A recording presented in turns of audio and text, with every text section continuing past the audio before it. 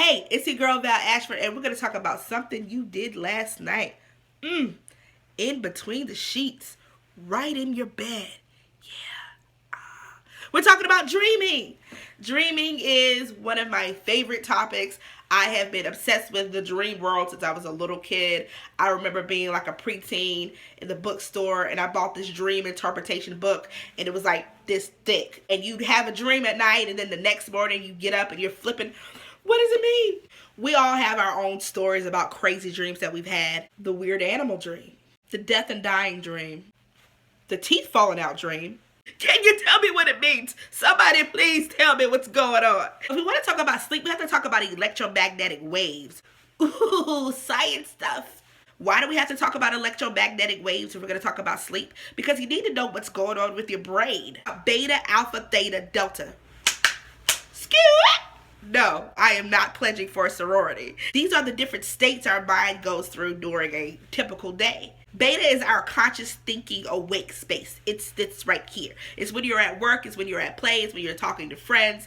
Beta is active. It's what keeps your mind going and thinking and combobulating the way that it does. Now for the alpha state, that's more of a relaxed, calm kind of place when you come home after work and you take your shoes off and you're kicking it and you're like, you know what, I don't even want to think for the rest of the day. I'm going to just chill. Alpha is the chill state. Now delta, on the other hand, delta is that deep, deep, deep sleep.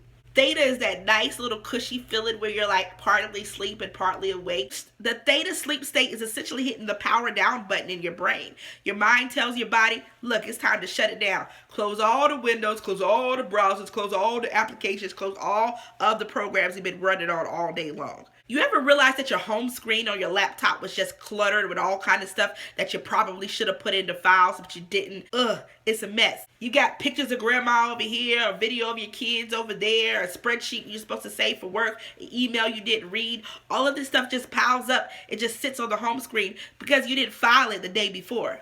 Yes, I'm essentially saying that your dreams are the junk drawer of your mind. This makes a lot of sense because a lot of times when we dream, things will come up and we'll go, where the heck did that come from?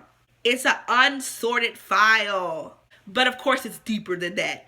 If you want to dig right in and start interpreting your dreams, you have to first ask yourself, what kind of dream was this? There's 3 different types of dreams. The first type of dream I like to call the Mind Maid. It's like putting together a bicycle and having leftover screws. Your mind is just like, what the hell do we do with all these extra pieces? And it pieces together this weird little storyline that's literally just leftover stuff from the day before. So the obvious question is now, how do you interpret a mind maid dream? Even though your mind is a maid and is just trying to tidy up, there's still some things there that can be interpreted for you that are useful. For one, the pieces of information that you have in your brain that are leftovers, you've got to think about why they're leftovers. Those leftover pieces are left there because you got interrupted for some reason during the processing of those thoughts.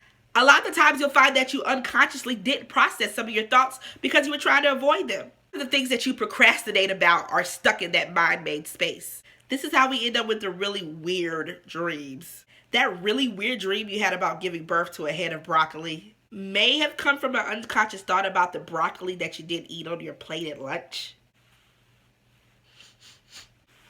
The second type of dream to interpret are simulation dreams. This is like the boot camp in your brain. Simulation dreams can come for a bunch of different reasons. You could be trying to get better at a skill or task. You could be working on healing something in your life. You could be preparing yourself for a future event.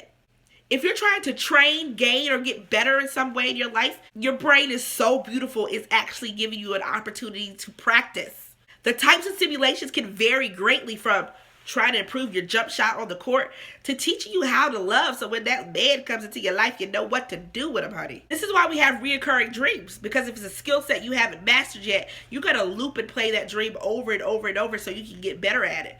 Practice makes perfect. It's an opportunity to grow spiritually, to heal emotional traumas.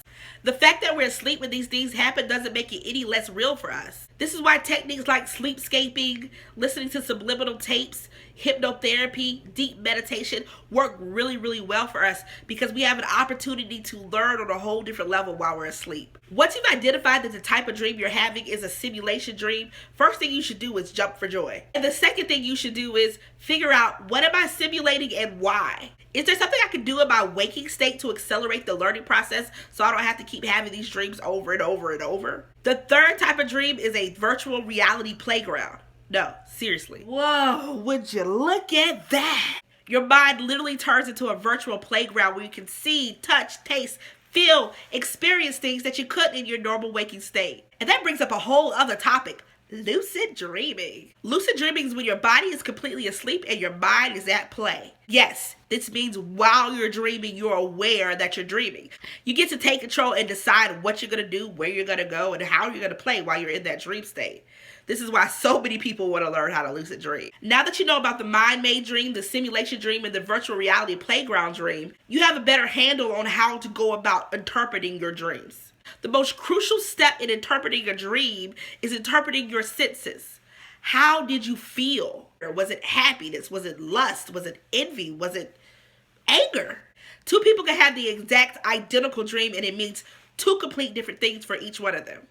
After you determine how you felt in the dream, then you can start interpreting colors, symbols, people, places. Whatever you do, don't use the bathroom in your dream. It's a setup. Now you are well on your way to interpreting some dreams so you can dig down to see what's going on inside your brain while you're sleeping at night. 95% of people forget their dreams within the first 10 minutes of waking up. Write it down. I cannot stress the importance of using a dream journal. What's the craziest dream you've ever had and what do you think it means? Drop it in the comment section below. I really enjoyed talking to you guys about dreams today. Again, my name is Val Ashford and I am part of the Lisa Divinity Goddesses of Guidance. I'll be posting new videos here every Monday, Wednesday, Friday. Make sure you hit that subscribe button. Love and light to you. Namaste and shit. Bye-bye.